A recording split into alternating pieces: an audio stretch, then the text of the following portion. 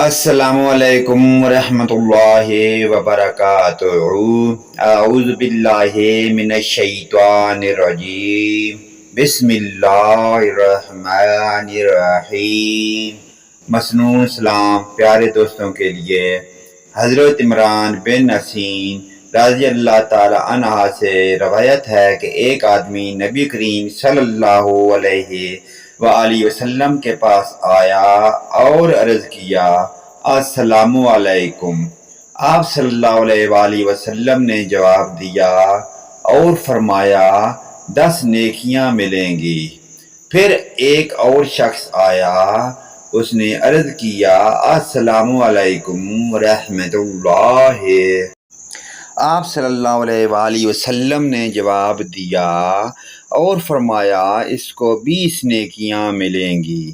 ایک تیسرا شخص آیا اور اس نے عرض کیا، السلام علیکم ورحمۃ اللہ وبرکاتہ۔ آپ صلی اللہ علیہ وآلہ وسلم نے جواب دیا اور فرمایا اس کو 30 نیکیاں ملیں گی۔ اللہ پاک کی ذات ہمیں آخرت کی فکر کی توفیق عطا فرمائے۔